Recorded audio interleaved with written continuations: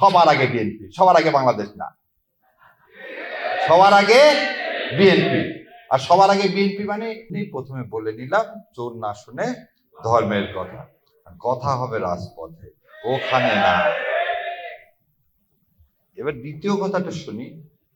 জামাতে ইসলাম যেটা 12 বছর আগে বোঝে, সারা বাংলাদেশের মানুষ বোঝে সেটা 12 বছর পরে। 1984 সালে অধ্যাপক গোলাম আজম সাহেব এই তত্ত্বাবধায়ক ব্যবস্থার কথা বলছিলেন এবং বলেছিলেন কোন সরকারের আন্ডারে যদি নির্বাচন করা হয় সেই নির্বাচন কোনোদিন ফেয়ার হতে পারে না, সেই জন্য নির্দলীয় তত্ত্বাবধায়ক ব্যবস্থা বাস্তবায়ন করতে হবে। এই বিএনপি 91 সালে বলছিল তত্ত্বাবধায়ক ব্যবস্থা খায় না মাখে, এবং 91 থেকে 95 সাল পর্যন্ত তারা এই তত্ত্বাবধায়ক বিল সংসদে তোলেনি। যখন আবার মায়ের লাগালেন, বলে না দুষ্টের দমন, তো দুষ্ট যে তাকে তো দমন করতে হয়, সেই জন্য যখন আন্দোলন করা হলো তখন রাতের আধারে তারা তখন তত্ত্বাবধায়ক সরকার ব্যবস্থা ওই বিল এনে বাস্তবায়ন করে ভোটে হেরে গেলেন। তার মানে বিএনপির ইতিহাস হচ্ছে, বিএনপিকে ছোট বাচ্চার মতো শাসন না করলে, আদর দিলেও বানরের মতো মাথায় উঠে যাচ্ছে, ও কথা শুনতেছে। একটা অনুষ্ঠানে দেখলাম আমার ভাই শিশির মনির এবং আমার আর এক ব্যারিস্টার ভাই, তারা স্বরাষ্ট্রমন্ত্রী ও আইনমন্ত্রীকে প্রশ্ন করছে যে চলেন সংসদে যে কোনো জায়গায় ডিবেট করে। আজকে আমি ডিবেট না, আজকে আপনাদের মাধ্যমে সারা দেশের কাছে প্রশ্ন রেখে যাচ্ছি, যদি এই প্রশ্নের উত্তরগুলো দেয় জুলাই সনদ বাস্তবায়ন করার দরকার না। যদি প্রশ্নের উত্তর দিতে না পারেন, কালকে সংসদ থেকে জুলাই বাস্তবায়ন করবে। চলেন 1 নম্বর বলি, বঙ্গভবনে গেছিলেন সেদিন কোন আদেশের বলে? এই সংবিধানের কোথায় আছে সেনাপ্রধান ডাকলে আপনাকে বঙ্গভবনে যেতে হবে? নাই তো। আচ্ছা, সেদিন 5 তারিখ সন্ধ্যাবেলা কোন আদেশের বলে বেগম খালেদা জিয়াকে আপনারা মুক্তি নিলেন? আপনার আইনমন্ত্রী বললেন কি, যে আদেশ হয়নি 74 সালের পর। তাহলে এই যে বললো মিথ্যা, মিথ্যা না, এই অসত্য দিয়ে জাতিকে ঘুম পাড়ায় রাখা যাবে না। তার চেয়ে বিভৎস, এখানে মাহমুদুর রহমান ভাই আছেন, উনি বিদেশ থেকে এসে, উনি যেহেতু ফিজিউটিভ, উনি জেলে গেছেন, তারপর আপিল করছেন, জামিন নিছেন, বেরোয় এসছেন। ডক্টর জোবেদা এবং ডক্টর তারেক বলবো না প্রধানমন্ত্রী তারেক বলবো? আচ্ছা, প্রধানমন্ত্রী তারেক বলবো। প্রধানমন্ত্রী তারেক রহমান কোন দিন জেলে গেলেন? ওনারা তো ফিজিউটিভ।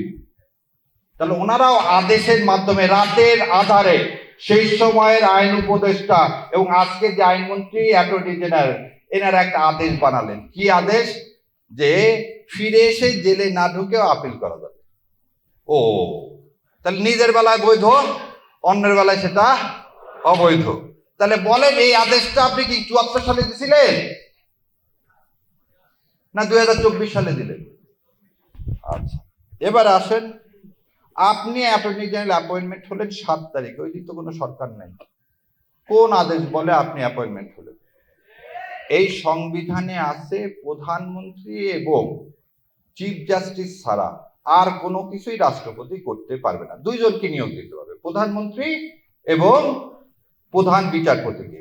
এই দুইজন ছাড়া আর কাউকে আপনি নিয়োগ দিতে পারেন না। তাহলে আপনি অ্যাটর্নি জেনারেল, মানে আজকের আইনমন্ত্রী, সেদিন তো কোনো সরকারও নাই 7 তারিখে, আপনাকে কে নিয়োগ দিল? তাহলে আপনার নিয়োগ অবৈধ, আপনার নিয়োগ অবৈধ। এই রায়টার নাম হচ্ছে মুন সিনেমা হল রায়। এটা বলা হয় 5th অ্যামেন্ডমেন্ট কেস। এই 5th অ্যামেন্ডমেন্ট কেসে বলছে কনস্টিটিউশনের বাইরে যে কোনো সরকার অবৈধ। আপনি তো কনস্টিটিউশন করতেছেন, এই জাজমেন্ট এখনো বহাল আছে। বহাল আছে মানে এইটা এখনো অ্যাপেলেট ডিভিশন বাতিল করেনি। তাহলে ইউনিট সরকার অবৈধ, আপনার ভোট অবৈধ, আপনার এই সরকার অবৈধ। একদিকে তো যেতে হবে না, হয় সংবিধান মানবো না হলে মানবো না। হয় সংবিধান না মানলে কি মানবো? বিপ্লবকে মানবো। আপনি বলতেছেন জুলাইকে মানি না। জুলাই মানে কি? বিপ্লব। জুলাই মানে কি? বিপ্লব না? তাহলে হয় বিপ্লব মানবেন নাহলে কনস্টিটিউশন মানবেন। কনস্টিটিউশন মানলে আপনি অবৈধ, আর বিপ্লব মানলে আপনি বৈধ। কোন দিকে যাবেন আপনাকে সিদ্ধান্ত নিতে হবে। তারপরে এইটা করার জন্য 72 দিন চা মিষ্টি খাইলেন। কোথায়? কনসেনসাস কমিশনে। সেদিন সালাউদ্দিন সাহেব আপনার মুখে কি গোমায় লাগানো ছিল? গোমায় বোঝেন? ওই যখন ওই কুলের ঘ্যান হয় তখন গরুর মুখে লাগায় দেয়। সেদিন আপনি কেন বলেননি যে গভর্নমেন্টের এই ফ্রি, আমার আপনার ট্যাক্সের টাকা চা বিস্কিট খাবো না, এটা অবৈধ? সব করলেন, সব করে এখন বলতেছেন এটা মানবো না। এবার আর একটা কথা বলি, ওনারা বলছেন যেটাতে ওনাদের নোট অফ ডিসেন্ট আছে সেটা ছাড়া সব বাস্তবায়ন করবো, তাই তো? সে কথা বলছে না? আচ্ছা, সুপ্রিম কোর্ট সচিবালয়ে কোনো নোট অফ ডিসেন্ট দেওয়া নেই। সুপ্রিম কোর্ট যে সচিবালয়, সমস্ত দল এক হয়েছে এই সচিবালয় বাস্তবায়ন করতে হবে, ওনারা সেটাও করেন। খালি তাই, শোনেন, এইটার নাম হচ্ছে সংসদীয় কার্য বিবরণ।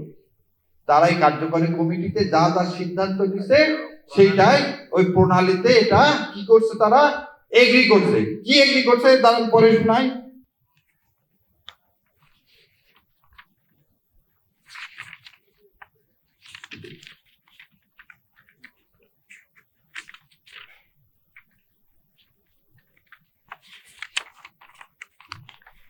এইটার পৃষ্ঠা নম্বর 3, 10-10 বিতে বলছে এই যে সংসদ চলে গেল, এই সংসদে তারা 15টি অধ্যাদেশ সংশোধিত আকারে সংশ্লিষ্ট মন্ত্রণালয়ের মাধ্যমে সংসদে বিল উত্থাপনের জন্য সুপারিশ করবে।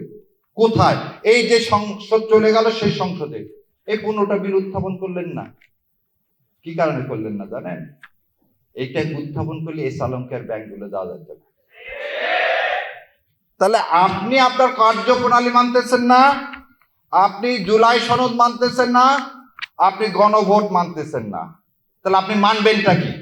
সবার আগে বিএনপি, সবার আগে বাংলাদেশ না, সবার আগে বিএনপি। আর সবার আগে বিএনপি মানে বিএনপি না, সবার আগে হচ্ছে যে আমাকে ক্ষমতায় আনছে। ওই যে বলছে না আমি তো আসতে পারতেছি না, একজন আমাকে না বললে আমি তো দেশে আসতে পারতেছি না, তার মানে কি সুইচ এই প্রধানমন্ত্রীর হাতে না? ওই জন্য আমি বলি উনি চুপচাপ আছেন এই কারণে, কারণ উনি কথা বললেই কখন নামায় দেয় ঘাট ধরে। কারণ সুইচ তো ওনার হাতে না, সুইচ তো ভারতের হাতে, দিল্লির হাতে। আমরা বলছি আজাদি না গোলামি, আজাদি আজাদি। তো সোজা আঙ্গুলে যদি ঘি না ওঠে বাবা। আর আমার শিশির ভাই বললেন গুড, শোনেন, এই বিচারক নিয়োগ দিচ্ছে না কি জন্য জানেন?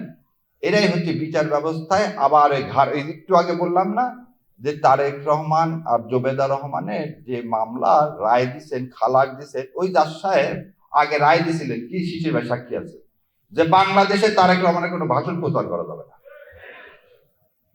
ওই জাজ সাহেব আবার দেখলাম বঙ্গভবনে তারেক রহমানের সাথে হ্যান্ডশেক করার জন্য দৌড়ায় আসতেছে। তো সেই বিচারের কাছে আপনি কি জুলাই সনদের পক্ষে পাবেন? অতএব এই জুলাই সনদ বাস্তবায়ন করার আগে রাজপথ ছাড়া আর কোনো পথ নাই। আইনের ভাষায় আমরা সব বলছি। এখন কোর্টকে আপনি সেই কারণেই বিচার বিভাগ স্বাধীন করতে দেন। সো অন্যরা আছে, আইনের কথা সব শিশির ভাই বলছেন। আর পৃথিবীর কোন দেশে ধরে নেন আপনার এটা একটা দেশ, এটা বলে শেষ করে, এটা একটা দেশ, আমরা এখানে সবাই আমিরে দাওয়াতকে নেতা হিসাবে মেনে একটা সিদ্ধান্ত নিলাম, সেই সিদ্ধান্তটা আপনাদের জন্য। গ্রিক রাষ্ট্র বলছে কি তুমি সিদ্ধান্ত নিতে পারো না, যাদের জন্য সিদ্ধান্ত নিবা তাদের কাছ থেকে তোমাকে কি করতে হবে, ভোট নিতে হবে। না আমরা তো এখানে সংখ্যাগরিষ্ঠ, আমাদের এই 11 দলের মধ্যে, কিন্তু আমরা কি সারা দেশের সংখ্যাগরিষ্ঠ না? সেই জন্য আপনাদের কাছ থেকে নিলাম। তাহলে 70 ভাগ